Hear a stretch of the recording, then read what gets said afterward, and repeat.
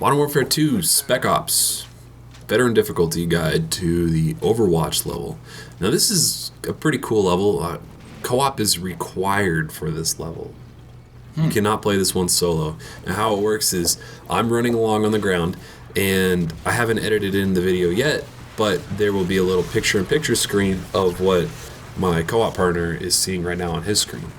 Okay. He is in a plane flying above, shooting people.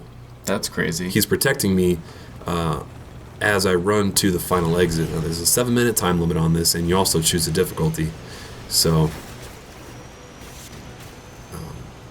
this is a challenging level. He can also kill you. Friendly fire is definitely on. Yeah. And the first couple times we tried this, I was flying the plane above, and he was running around the ground, and I kept killing him. Mm-hmm. So we ended up switching, and he said he knew the patterns better from the plane point of view before, anyway, because he had beaten it earlier. But I'm doing co-op with Rebel Inc., who's done a bunch of guides for us before, and I'm uploading his Veteran Difficulty for Beginners guide, which I think is, if it's anything like the Call of Duty 4 Veteran for Beginners guide he did. You mean and Halo? ODST?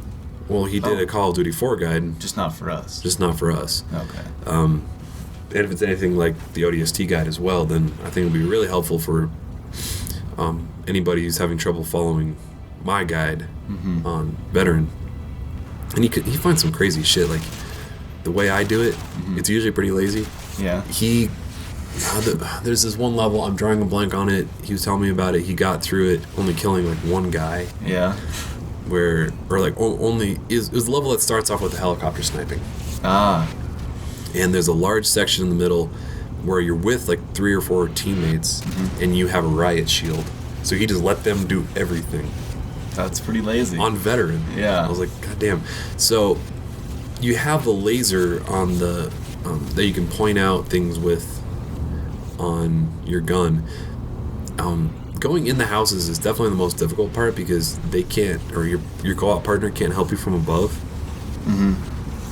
And a lot of times people just get stuck inside the houses, so always be very careful when you're running inside to start blasting anybody that comes out, because the patterns that the enemies follow sometimes get screwed up, because it's a little bit harder to control the spawning of the enemies when there's 2 people.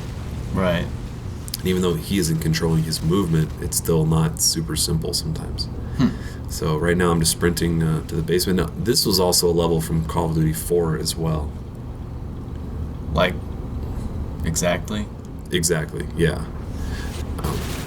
It's different enemy layouts, but it's the same environment. Same design, everything. This house is really tough on the inside. Oh my god, are you being a noob? I intentionally left notifications on because when you're playing co-op, we were getting disconnected a bunch, and I just didn't want to have to turn off notifications. And then to get disconnected, have to turn the notifications back on, reconnect, right, deal with all that shit. I understand. Okay, fair enough. Kind of like how Fair enough. I did with Resident Evil 5. Yeah, I remember that.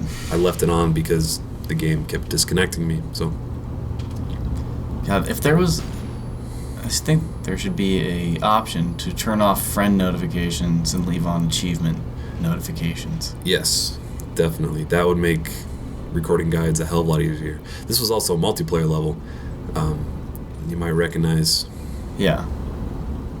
Well, I think I might prefer that even if I wasn't recording a guide. So this area is really tricky. You're going to get ambushed by 4 or 5 guys. Just kind of walk around that corner, right around that flaming gum dumpster, and it's going to trigger a wave or 2 of guys. Just let your co-op partner shoot them out of the sky. I hope this picture-in-picture thing looks good.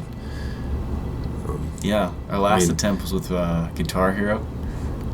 Oh yeah, I forgot about that.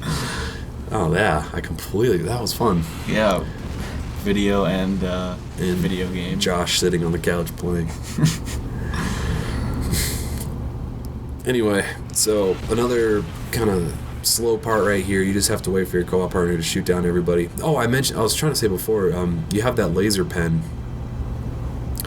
The helicopters are really hard to see when you're flying the plane, because he's in this thermal mode where it's like bright whites and gray, and they pick up heat, like body heat.